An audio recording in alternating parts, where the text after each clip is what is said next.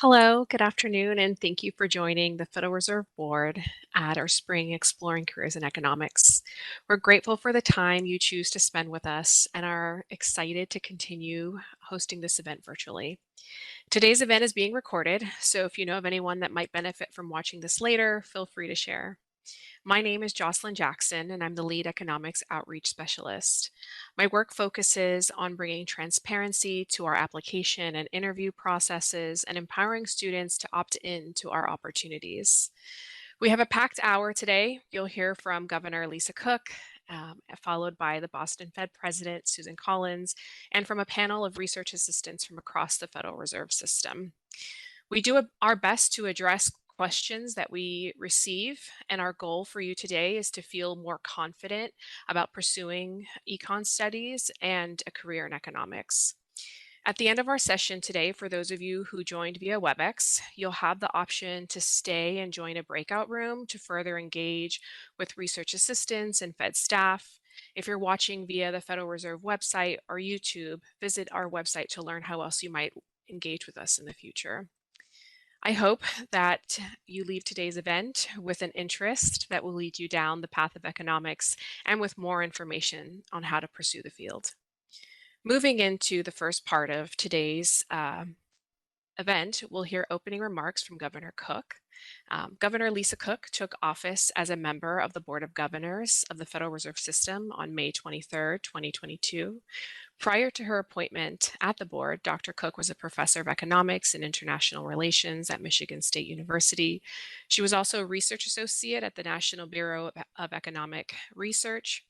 Previously, Dr. Cook was on the faculty of Harvard University's Kennedy School of Government. During her time at Harvard, Dr. Cook also served as deputy director for Africa research at the Center of International Development. Before then, she was a national fellow at Stanford University.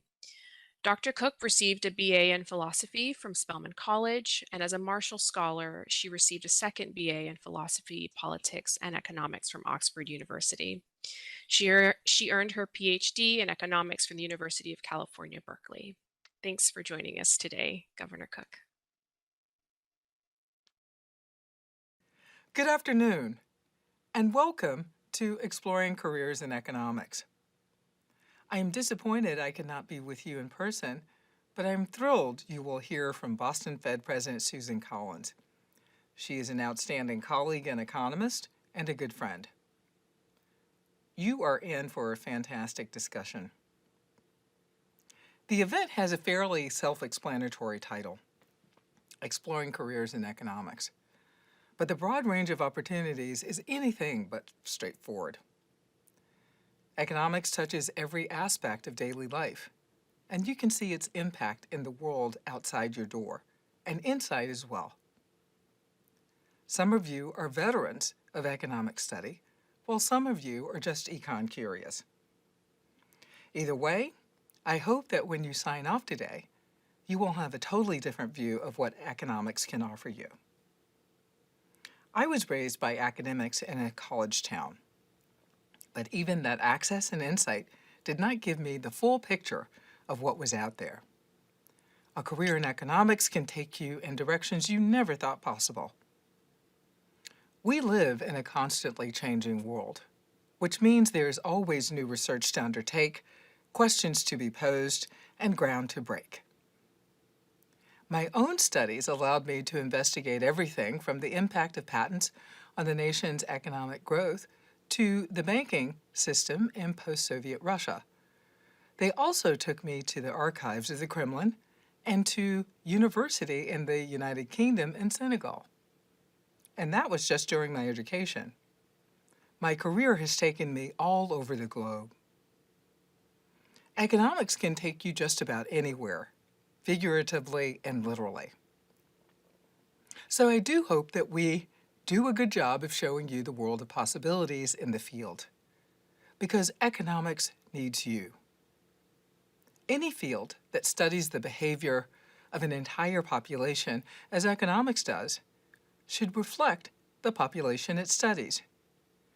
We all come to the table with different experiences and backgrounds, which give each of us unique perspectives. Your generation has seen two once-in-a-century economic events within 2 decades. Your economic experiences are different from anyone else's. That insight and understanding will be critical to policymakers. The economics profession needs your perspective. Future Fed staff, governors, and chairs may be participating today. I hope we manage to play a small part in sending you down that path. Finally, on that note, I would like to encourage everyone to reach out to others joining today. Strong networks of both mentors and peers can be a lifeline. They are critical to entering and completing advanced degree programs. They help navigate the professional landscape, and they will offer both support and advice as you advance in your career. And we do hope that for some of you, that path is economics, and you will make the Federal Reserve a stop along the way. Thank you for joining us, and enjoy the day.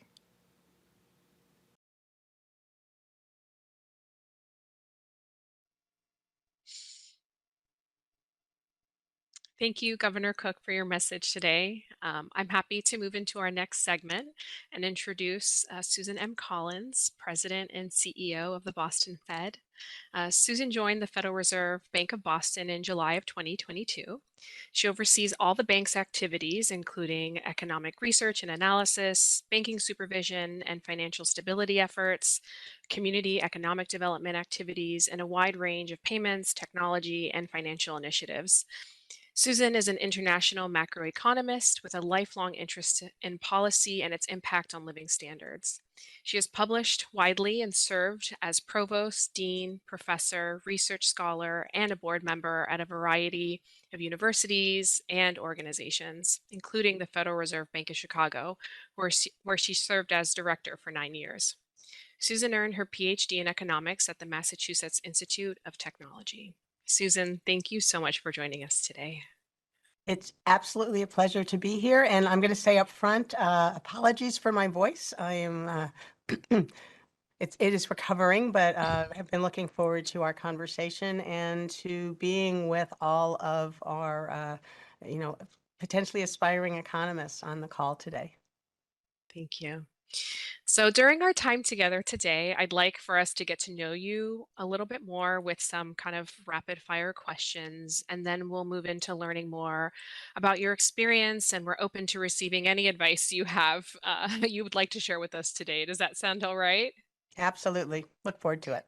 Great. We can get started. So, quick questions first. What does your morning routine look like? So when I get up, I really need my first cup of coffee, and I like to combine that with a bit of news. So I typically am looking at different newspapers. I'm also an NPR junkie. And so always have that first cup of coffee and enjoy it, and sometimes have a second one along the way. Love it. Is your best work done in the morning or are you a night owl? So that's an interesting one. I am totally a night owl. And if you'd asked me some years ago, I would have said always at night, in part because you have like this expanse of time. Um, but interestingly, over time, I now think I knew my best work in the morning. And I don't know whether that was many years of having kids and having to get them ready for school. And, you know, if you stay up all night, it's really hard to drag them out of bed in the morning. But I would say I now do my best work early in the morning. Okay, great. And can you share a fun fact about yourself? Sure. So when I was in college, I was actually a fullback back on the women's soccer team, and was something that I enjoyed tremendously. Had not been a very athletic student in high school or middle school, and just loved the opportunity to be on a team and to engage in a very different way with friends and others. So that was just a fun experience that many people don't know about me. I love that. Thanks for sharing. So, part of your story is that you've navigated your studies and your professional life as an introvert. And I was hoping that you could talk to us today more about what preparation and practice you've had to speak up in classrooms and in professional settings. Sure. And this is actually something that since, most of my career was in higher ed, that I've spent a lot of time talking to students from my classes, research assistants with over time, because I think the presumption is when you see people giving seminars and doing other things that it's always just come automatically to them and has taken, has not been challenging in different ways. And I think it's important to just really reiterate that there's no one path and there's no one right way to do things. I used to get tremendous stage fright and really did not want to speak up at all, but was advised and recognized that it can be important to do that, and it gets a lot easier over time. Practice really helps. So let me just say a couple of things that that I did along the way. One was, since I didn't speak up a lot in class, and especially in graduate school, that can be really important. But what I would do is I would make lists of my questions and go to office hours and get to know the faculty or teaching assistant and kind of talk to them about, so would this have been a good question to ask in class? And started becoming more vocal in class as well. Also say there's some students who are too vocal in class. That's actually not helpful either. And sometimes being a bit of an introvert means you're a good listener. And so you have a really good sense of who's saying what and how to interact in different ways. So, I'm also a big preparer. I think being ready to do things is really helpful. And over time, it just does get a lot easier. And at least for me, I found that I enjoyed more of the interactions as I got more comfortable with them and more used to them. But I still do a lot of background preparation. Okay, great. I love those pieces of advice and the point that you're a good listener. I imagine that a lot of practice there to help you kind of suss out some of your answers. And I'm also wondering from the perspective of others who find that they have to skill up in their communication style. It may seem as if this particular skill takes forever to grow. Can you share some lessons learned and how you feel at this point in your career? Sure. So let me say a couple of other things about that. I mean, one of the big ones is being able to get up in front of a room and make a presentation, whether it's giving a class, whether it's giving a seminar, whether it's commenting on something. And as I mentioned before, I used to get really, really nervous about that. I wouldn't necessarily sleep well before. And people would say, "Oh, you'll be fine," which actually kind of makes it worse because it feels like they're just like raising the bar. And it's not particularly reassuring at all because it just feels like the stakes are even higher if you mess up. And there was one time that I remember really clearly when I was just having a lot of trouble sleeping, and I realized that, you know what? I'm nervous every time, and I should just get used to it. And so, what I realized over time is it's almost like that's a part of me that comes with me when I give a talk, and that's where a lot of my energy comes from now. And so, if I weren't to get nervous before, the beginning of every semester, even though I taught for decades, I'd be nervous before the first day of class. And, part of my energy and part of my just approach would come from the nerves, which would actually almost be empowering. And so to me, it's literally, I had the image when I was younger that I was putting my arm around. It was almost like my little cousin was this bundle of nerves, and we were going to go in there together and we were going to do this thing. And over time, that kind of is a funny image. But that was helpful. And I also realized that most of the people, whether they admitted it or not, were just as nervous as I was. And maybe I was being a little bit more honest about that. And over time, it just got a lot better. And sometimes you do mess up, and you know what? That's okay. The one other thing I'll say that I have done throughout is to find someone who is going to be there, at least one person, and say, I want to get better at this. So after I'm done, I'm going to ask you to tell me, what do you think I did well, and what's a suggestion for something I could do better? And then you're realizing that you don't have to be perfect about it every time, but each time you do it, you're going to learn something and you're going to hopefully grow in a different way. And that also, that mindset to me was really helpful because it didn't seem like it was a one-shot thing. Those are some of the things that have been helpful for me. And I have to say, I now enjoy being able to be in front of a group, especially if I can try to explain something complicated or share information. That's something that I think, economics is a real mystifier for many people. And I really do think it's a very helpful framework for understanding lots of things about the real world we live in.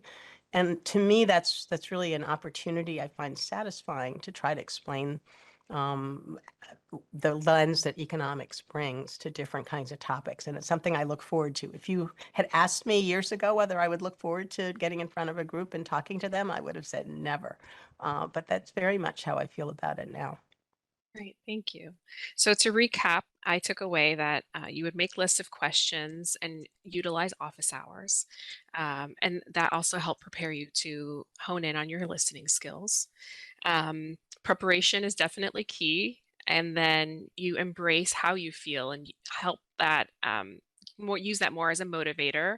And then finally, you seek out feedback. That all sound correct? Absolutely. And, getting the help of others is kind of a theme here.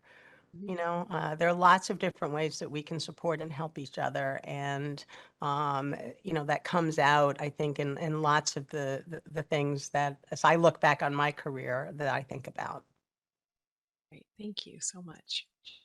I'd like to move into our next topic. You've had a successful career while raising a family. You mentioned them earlier.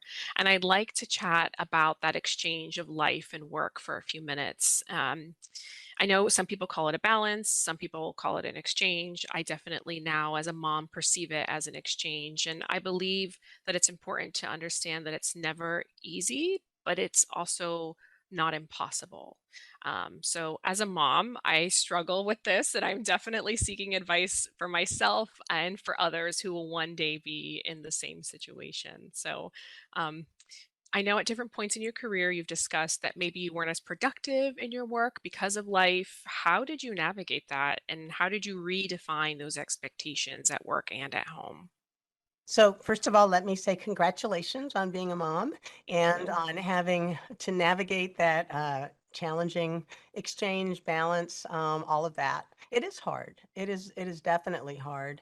But it's also really rewarding. I mean, I would say that having children while navigating challenging parts of my career added, kind of a reminder of so what's really important here, making sure that you do take some time away and I think that's really healthy and helpful. So let me say a couple of I mean, each of these are huge topics, so there's lots to say. There is no one pathway. There's no one way to do these things. I have been, I would say, really blessed to have a very supportive husband who is has throughout our marriage been extremely involved, not just in childcare, but also house care, things like that, which is not always the case. And that has been really, really important and valuable. It is much harder when you're a single parent and if you don't necessarily have support structures. So, when I did wait until after I had tenure before, so I was an older mom when when my daughter arrived. And I'd also done a lot of things, which I think made it easier for me to say no to a number of trips. As an international economist, one of the things I got to do was travel a lot, which I really not only enjoyed, but continue to enjoy. Um, and so I was quite explicit that there were times when it was just important not only for me to be there, but sometimes I just had to be there because my husband might be traveling. And so we did relocate when my kids were younger to be near family. That helped a lot. And we leveraged their time and resources. But I think that it's also important to both know yourself and what's most important to you and also to recognize that um, other people can help you navigate what's most important to do and where to say no. Because if you say yes, It often turns out that more and more people to ask you to do things. I think that is especially true for women and people of color. I mean, I realized at one point when I was an assistant professor that I felt like I was, maybe saying no more often, but I think I got asked 5 times as often as my colleague who was, hired the same time as I did, who was male and not a minority to do stuff. And so even though I was saying no, I was doing 3 times more committees and other things than he was. And so getting help to know when you can just say no.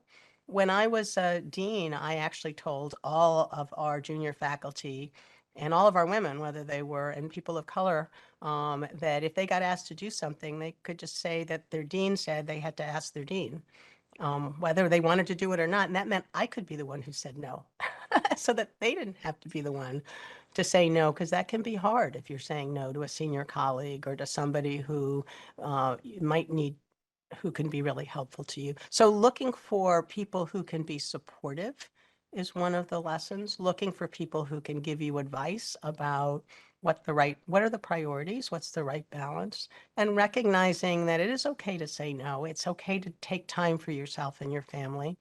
And you're not the only one who's struggling because it's challenging. It is, and you probably won't get as much sleep all the time as you might like to. It's also fun. I mean, I love being a mom. I just have to say that explicitly. It's something that, is critical to me and who I am. Yeah, I agree. Not without its challenges, but also a lot of joy. In a similar vein, so as you're balancing, life and work, how do you manage keeping like that balance of keeping your head down versus working with team engagement? So not necessarily that FOMO, right? The fear of missing out at work, but more so, are you seen as engaged enough when you're juggling so many different priorities? Do you have any advice there? Yeah, so I I think a starting point on that one is that different jobs are really different in terms of what the expectations are. And so, getting a bit of clarity when you join a new organization, or even if you've been in the organization for a while, but you perhaps move into a different role, of how to think about what the expectations are, and when you actually really need to be there, when it's nice to be there, and when it may not be as critical. Um, I would say, for example, in a lot of academic institutions, if you're getting your papers done and you're teaching your classes, you don't really need to be as visible. But in some other organizations, it's really important to have that face time to engage. Relationships are always important. I don't want to be misunderstood about that. But what is most important to do is really different in different places. And that's something that a kind of more seasoned person in your organization can help you to understand. And then recognizing that, they're going to be, so I tend to not think about a week, but maybe think about a month or a semester or a quarter. And so if you're being engaged, you don't have to be as engaged every week or every day. Have a bit of a longer horizon. So if there's a period where you're spending more time on family or on yourself, whether it's health reasons or whatever it is, that's okay. Find windows when you can spend more time doing the other balance and try to map that out. Again, yes, I am a planner, a bit of a preparer, but taking a bit of a longer horizon, people will remember that you were really engaged when you were working on X over that time period, even if the month following that, they may not see you as much because maybe you're spending more time with your kids or your parents or whatever the other needs or other parts of your life might be. So I hope that some of those are some helpful suggestions. But it is a challenge, and those are days. Those are years in my life that I look back on with a lot of fondness, but they were pretty stressful while I was going through them. Thank you for sharing and for being so honest about your experiences. In the interest of time, I'd like to move us to mentorship, if that's okay. We have had a lot of questions from students around this topic. So here we go. In what ways has mentorship impacted your pathway in economics? Is there a story you can share with us about how a mentor helped guide you in a pivotal moment in your studies or your career? Yeah, and I would say that there are lots of different kinds of mentors. And as I look back on my career, there are people who were providing support that I didn't necessarily recognize as mentors at the time, but they absolutely were playing that role. And so I've had mentors who have helped me in terms of you know, choice about graduate school and about jobs, about, certainly finishing dissertations and things like that. I've also had mentors who've helped with some of the issues we were just talking about, work-life balance, and I mentioned some examples of that. One example that I'm going to give is actually from when I was an undergraduate and a professor in a class I was taking.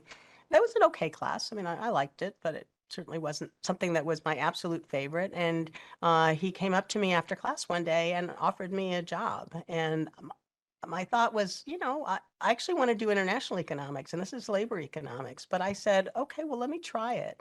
And it was one of the best things that I did because it enabled me, first of all, to get a real experience of doing a research project, working as part of a team. And he was a fabulous mentor and someone who have engaged with throughout my career in a variety of different contexts. And so, that's an example of being open to an opportunity that you might be offered that isn't necessarily what you thought of was part of your plan. Um, that can really provide all kinds of learnings and benefits, and also developing a relationship of somebody who can be helpful. I mean, he was extremely helpful in terms of reference letters and other things. And so that's one example that I would give. Great, thank you. How would you recommend in those early in their careers to go about establishing relationships with other professionals? Is that, attending office hours? Is it attending networking events?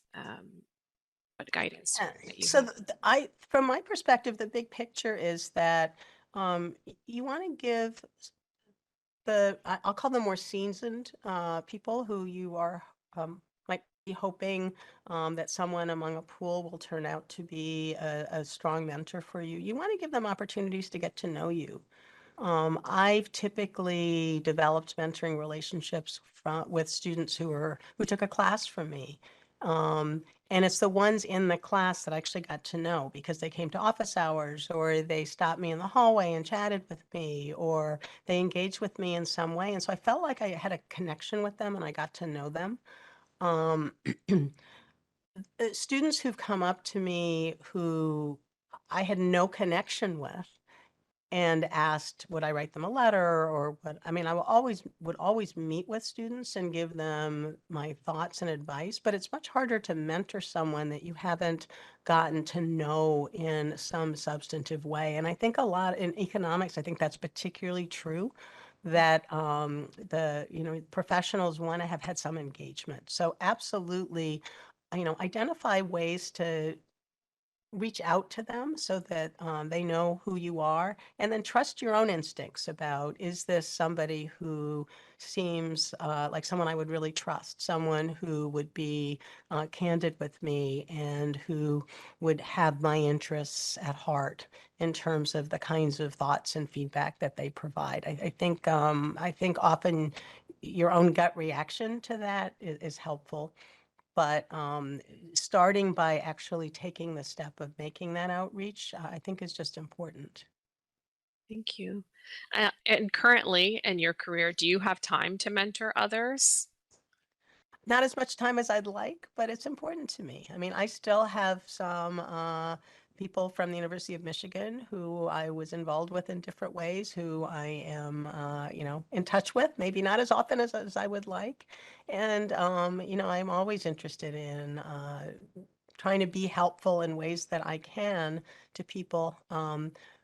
One of the phrases that I have really taken to heart, so President Esther George, who was until recently president of the Kansas City Fed, she used to say that, it's not only that you want to try to open doors, you want to find a way to hold them open for people. And so that kind of mindset is one that says that you try to be supportive and available when you can, and there are different ways to do that. I would also say that for everyone who's on this call, regardless of where you are in your own journey, you can be a mentor and provide support to folks who are earlier in their journey than you are. And I think serving as a mentor is also really helpful in terms of understanding a bit how you can take advantage of those who are available to mentor you. It kind of helps you see the other side. And I think that that helps to strengthen the relationship as well. So I encourage all of you to think about, how can I be a mentor to those who are part of my circle? Awesome. Thank you so much for your words of wisdom today. I was taking notes because I definitely learned a few things, and you gave me a different perspective on a couple things I hadn't thought of. So thank you so much. So Uh, my absolute pleasure. I do have to just say two things quickly. One is always a pleasure to join my colleague and friend, Governor Lisa Cook. And so I just wanted to second some of the things that she said. Economics really does need all of your perspectives, your insights, and your voices. And I hope that you'll consider uh, whether this is the right match for you. Certainly for me, it opened not only a lot of doors, but provided a lot of opportunities for a very varied career, and one that I continue to enjoy. And so thank you from my perspective as well for joining on this call. And it's been a pleasure, Josie, to have this conversation. Thank you, Susan. The Federal Reserve System is lucky to have you as a leader. Thank you. You. All right, take care. Next up, we will transition to the panel of research assistants that we have with us today from across the Federal Reserve System. That means that they may work for the board or work directly for another reserve bank. Today, we have research assistants representing the board and the Boston Fed. But before moving to that panel, I wanted to briefly answer some common questions that we receive. So first, I'll address internships. Internships are generally posted starting in September of every year through November. This generally holds true across the system, so across the board and the 12 Federal Reserve banks. So if you're interested in working at another Federal Reserve, say you're out in California today and the San Francisco Fed is closer to you, or you're in Atlanta or New York, you should begin surveying their websites by the end of August, early September. And again, generally speaking, internships are open for sophomores through juniors and master's students who are in a 2-year program. I like to emphasize that this is general. Each reserve bank does things a little bit differently, so you should definitely check out their careers webpage and learn what's specific to them, depending on what your interests are. And then moving into applications for research assistants, again, generally speaking, it follows the same timeline of September through November applications. And these are research assistantships are usually for seniors because these are full-time roles that commence upon graduation. Whether you can apply based on your visa status varies from Federal Reserve Bank to bank. You should review each job description carefully to learn whether you are eligible to apply. You can visit fedeconjobs.org to learn more about opportunities across the Federal Reserve System. So again, with us today, we have 5 research assistants. I'm going to allow them to introduce themselves, and Senior Research Assistant Mike McHenry will lead them in this panel session today. Mike? Yeah, thank you, Josie, and thanks, President Collins. Yeah, so my name is Mike McHenry. I grew up in Easton, Pennsylvania, and graduated from Gettysburg College in 2021 with a degree in economics. And then in July of 2021, I joined the Board of Governors of the Federal Reserve System. So I've been here almost 2 years now. Hello, everybody. My name is Zora Zafari. I'm from Arizona, where I studied economics, global politics, and mathematics at Arizona State University. I've been a research assistant for almost 3 years now at the Federal Reserve Bank of Boston, where I work in the household decision-making group and do research on consumer behavior. Hi, everyone. My name is Hope Bodenschatz, and I'm also a senior research assistant at the Boston Fed. I'm from Pennsylvania, and I went to college at Penn State University and studied economics, geography, and political science, and did my master's in economics there. and now I work in the New England Public Policy Center.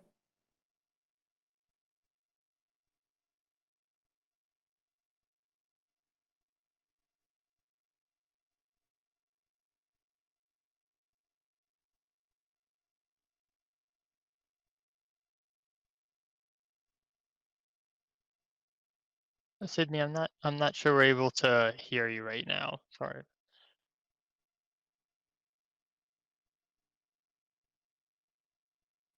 Yeah, that's great. Wonderful. Thank you for that. My name is Sydney Keenan, and I'm a senior research assistant in the Board of Governors. I grew up in Boulder, Colorado, and then I attended Purdue University in Indiana, where I studied applied math and economics, and then I got my master's in economics as well. And I've been at the board for about 2 years now in the monetary and financial market analysis section. Hi, I'm Ruth Cohen. I'm originally from St. Paul, Minnesota, and then I did my undergrad in economics with a minor in mathematics at Kenyon College in Ohio, and I've been an RA at the Boston Fed for almost 3 years now. I'm in the macro finance group, and I do a lot of research on consumer payment systems. All right, great. Thank you all for the introduction. So we'll get started with our questions for the panel, and we'll get started just with our first question. Could you guys describe what the day-to-day life of a research assistant is at the Federal Reserve? Yeah, I can start with that question, Mike. So the day-to-day life of a research assistant it's varied. No day is the same. Each day, though, I do a lot of coding, and within that coding, I'll be pulling data, doing data analysis, and trying to answer questions that are posed by economists around me, and that I might come up with on my own. My time, though, is split half and half between doing research and working on policy work. So the specific questions I'll be working on really depend on the type of work I am doing. Um, Overall, though, there's a lot of coding and a lot of reading and a lot of communicating between economists and other research assistants and other divisions and sections. Upon that, my tasks are also primarily divided into policy work, which is more fast paced, it's high priority, and this includes gathering data, creating charts and tables, and helping with presentation for like talks and FOMC meetings. And then on the flip side, the research projects are kind of more long term. And what I'm currently working on is how people make retirement decisions. So we're using this large survey data, which tend to require a lot of data cleaning and structuring so that you can answer like some of the questions that you may have as a researcher. Great, and to follow up on that in just a little bit more detail, a two-part question here. What are the highs and if any lows of working at the Federal Reserve? And what's the most difficult part of your day-to-day work? Yeah, I can take that. Kind of like Zora said about having some pretty big data sets that you have to clean, I would say definitely um, some of the lows of this job. They might not be specific to the Fed, but a lot of the data can be very messy. I work with a lot of like credit bureau data and like credit card account data that's not very well cleaned and can have a lot of like errors that I find in the data, and then I report to other people, and then they have to like go back to different banks and get the right data. So there's not necessarily the best documentation for a lot of the data sets that I work with, and I feel like I personally enjoy thinking about questions and how to answer them with the data, but I don't necessarily enjoy cleaning the data. That's not maybe the most interesting task. So that's sort of the lows of this job. And I would say probably the most difficult part for me has been, yeah, getting really like into nitpicky parts of the data. And I would say definitely like the highs of this job are the other people that I work with. I work with one economist one-on-one, and she's been a really great mentor to me in my career. And then I also just really enjoy having a community of RAs who are all similar ages and similar stages of life, and sort of wanting the same things, interested in the same career, and sort of just the conversations that we have can be really rewarding for sure. I'll add on to that question as well. So one of the most difficult parts for me is communication. And I mentioned that in my job, I'm communicating a lot between different economists and sections and divisions. And everyone communicates in different styles. And it was a challenge to learn how to best communicate with different people who work in different ways. For example, some people really like you to email them with a long, detailed list of what you're working on and what you've discovered during your investigations, and so on and so forth. Other economists really like you to ping them or send them short little messages frequently about a brand new update you might have, even if it's still a work in progress. So it was a little bit difficult figuring out how each economist works and how each section and division works. But once I was able to figure that out, it made work a lot more smooth and a lot more enjoyable. Very similar to Ruth, some of the best parts of this job are the people. The people here at the board are incredibly dedicated to their job and they're incredibly dedicated to the mission of the Fed. For me, service is really important in my life, and being able to do or do service and give back to my community with a bunch of other like-minded people has been a wonderful experience. Thank you both for that. So now that we've heard a little bit more about what it's like to work in a research assistant role at the Federal Reserve, I was curious if any of you would like to share what your path was to getting this research assistant position or working at the Federal Reserve. I can talk about my pathway a little bit since it's a little unconventional. Although I don't really think there's a conventional pathway to this position in the field of economics. But I really didn't have a sense of what a career in economics looked like or what an economist really does. I originally wanted to go to law school. And I majored in econ because I heard econ majors do well on the law school admissions exam. But the more econ courses that I took, I was really fascinated. And to think about like the potential impact economic research can have in terms of not just understanding and evaluating policy, but also help forming policy. And the critical skills that you need for this type of research, you get through a PhD in economics. So I decided I would stay an additional year in undergrad to do a math minor and take the necessary math courses. And then my undergraduate advisor also encouraged me to apply to RA positions to get research skills. And he was previously a New York Fed economist. So he told me about the Fed RA positions, and he said you can continue taking your math courses and acquire the research skills that you would need to apply to a PhD. So that's what I did. I applied to these RA positions, and I ended up here at the Boston Fed. And then later this summer, when I finish my position, I'll be starting my PhD in economics. Great, thank you. This next question I think is a good one because I think it applies to a lot of the people in the audience as well as probably a lot of the panelists. What are the benefits and drawbacks of entering the workforce after graduation as opposed to immediately attending graduate school? So for a student trying to pursue a PhD in economics, is a gap between undergrad to pursue research opportunities more beneficial than immediately continuing their education? This one, as this was something that I wrestled with as I neared the end of my college career. And I'd say there's certainly upsides and downsides of both paths. And ultimately it kind of ends up being up to you and what you feel that you need. So I'll give you a little bit of insight into what I was thinking about when I was making that decision. And I ended up taking a little bit of a hybrid path. So I did a 5-year integrated undergraduate graduate program where I started taking graduate courses for my master's in my 4th year of college and stayed a 5th year to finish that. And then in my last year of college, I kind of faced this question again, thinking about whether I wanted to apply for PhD programs to start right after I graduated with my master's, or if I wanted to, do an RA position, get some workforce experience.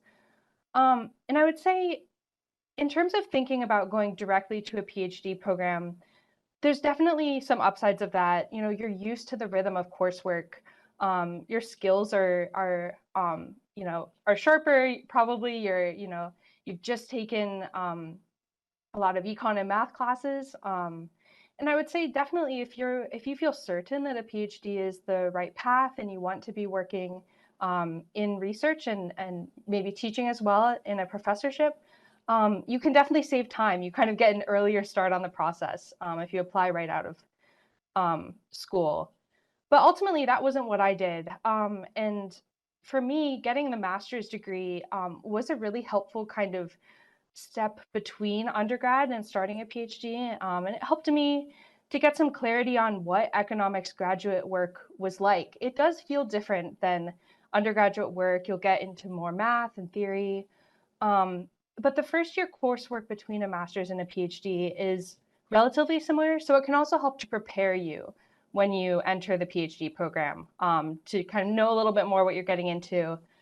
And then finally, I found it really, really helpful to have the chance to undertake my own research project while I was doing my master's. And you might have that opportunity too, as well, in undergraduate courses. But however you do that, I really recommend taking that opportunity because I think you learn a lot about yourself as a researcher. You learn a lot about your interests when you have a chance to do that. And then the last thing I wanted to say, now that I've spent almost 2 years in this RA position, there's a lot that I've benefited from in terms of taking some time off, spending some time in the workforce before I end up applying to PhD programs. And I think getting some real world experience really helps you to be better informed to think about, is research the type of job that I want to be doing?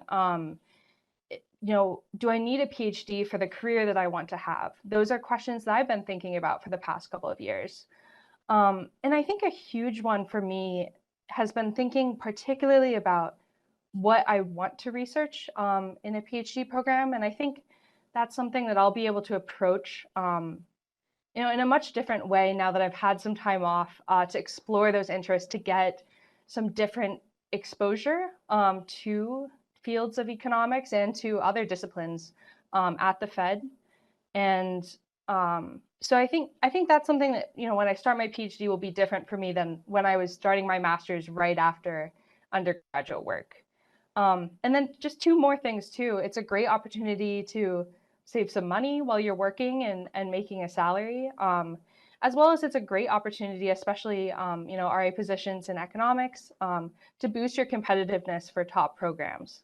So if you're looking to kind of take some more math classes while you're in an RA position, all of that is, as well as gaining research intuition and experience, all of that's available to you here. Yeah, just adding on to what Hope was saying about these sort of pre-doc or RA positions making you slightly more competitive. I think that it's increasingly become sort of the norm for students looking to go to more top programs in economics that they would have some kind of a pre-doc or an RA position at like a central bank or a think tank or an academic institution. Because like Zora mentioned, like I'm going to be starting my PhD as well this summer. So I've been going to a lot of visit days, and I think it really is the vast majority of people there have taken some time between undergrad and PhD to do some kind of RA position. And I think that there are certain types of students who enter undergrad knowing exactly what they want to do and that they want to get a PhD in economics and having really strong motivations and knowing to take like the right math courses and things like that. But personally, I was not that student. I sort of decided this was something I wanted to do like near the end of my undergrad career, and so I had some math courses that I wanted to take while I was working at the Fed, and I also just felt like I really needed to get a better sense of what I wanted to research and get some more experience with doing economic research. And I think that sort of taking that space between undergrad and grad school is really valuable to sort of um, develop your own motivations for what you want to study. Um, so I think I've definitely gotten a lot out of this job at the Fed, and I think that it's very, very common to take 2 years in economics. That said, I'm not looking forward to first year classes and having to get back into being a full-time student working very hard on problem sets. Yeah, so that'll definitely be a transition that I think would be less difficult if I was coming straight from undergrad to a grad program. Yeah, thank you both for talking about your experiences there. Switching gears a little bit from graduate school, I was wondering what are some things that high school students can do to prepare themselves for a college major and potential career in economics? Mike. Like Ruth said, there's a pretty big transition from going from college to graduate school. And that's the exact same way with high schoolers going to college. It's a very large transition, and it's hard to prepare for it sometimes. If you're really interested in economics, the best thing you can do to prepare is to develop a strong math background. Economics uses a lot of math, so being able to understand where that math is coming from will be incredibly helpful. Overall, though, I would recommend developing good study habits while you're in high school, because a big part of college is going to be studying and learning, sometimes on your own. So if you develop those habits early on in high school and you figure out the best way that you learn, whether if you're a visual learner, a hands-on learner, an auditory learner, if you figure that out in high school, it'll make your transition to college and it'll make your work in college a lot easier. Also, learning how to stay organized is incredibly important. Sometimes that's easier to do in high school if you aren't juggling a bunch of different classes and also juggling doing your own laundry and clubs and organizations. And that's all something that you'll have to do in college. So, learning how to stay organized in high school and learning how to use a planner, whether that's a paper planner or a online planner, some app, all of those are really beneficial skills to develop now before transitioning into college. And by having those organizational skills and study skills and a strong math background, you'll be a lot more prepared, both in college to study economics or any other major that you might be interested in.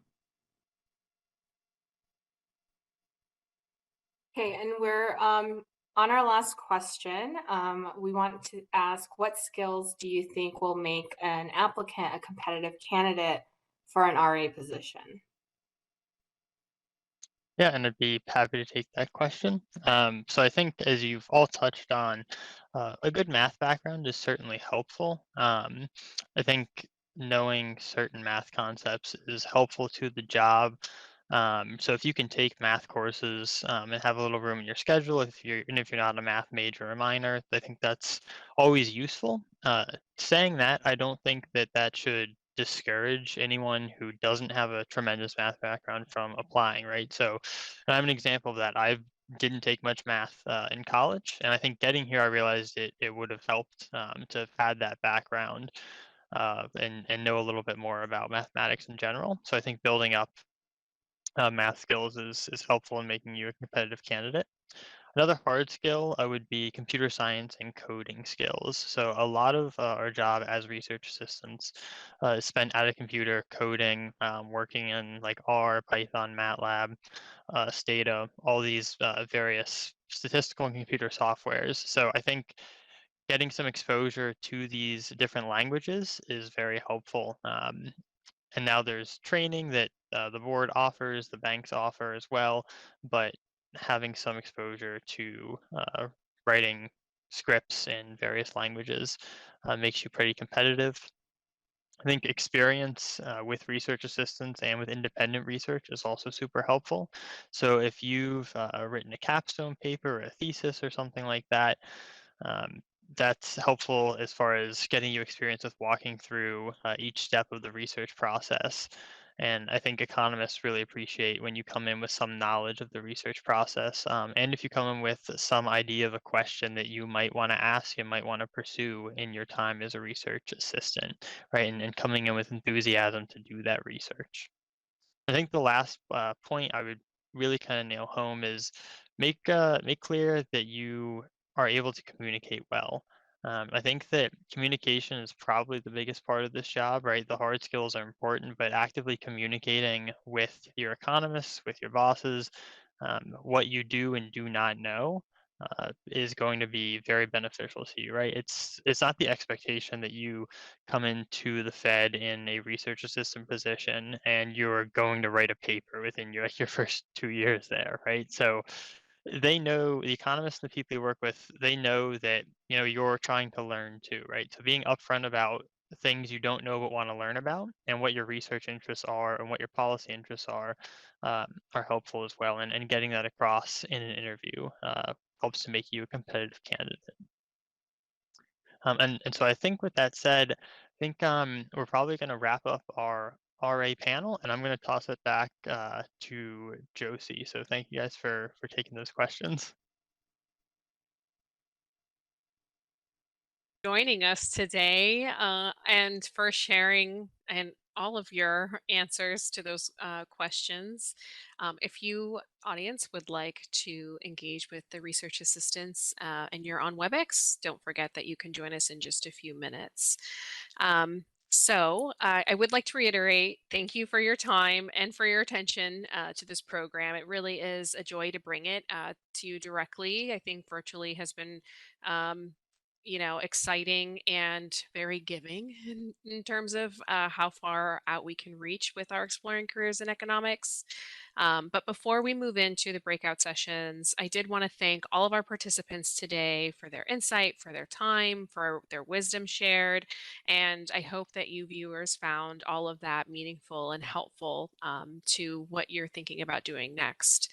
I'd like to give a special thank you to Robin Capetto and the Public Information Outreach team and everyone behind the scenes for their continued work and dedication to exploring careers in economics. This is literally, it cannot be done without you.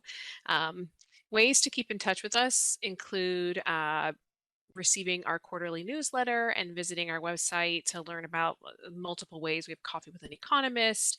We have info sessions that we give regularly, and all of that information is detailed on our public website.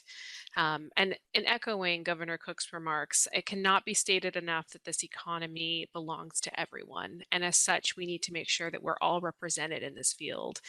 We hope to see your applications for our internships and for our research assistantship opportunities in the fall. So thank you for your time and attention. And for those of you interested in joining a breakout room, stay on the line and you'll be moved in just a few moments. That concludes this portion of the event. Have a great day, everyone.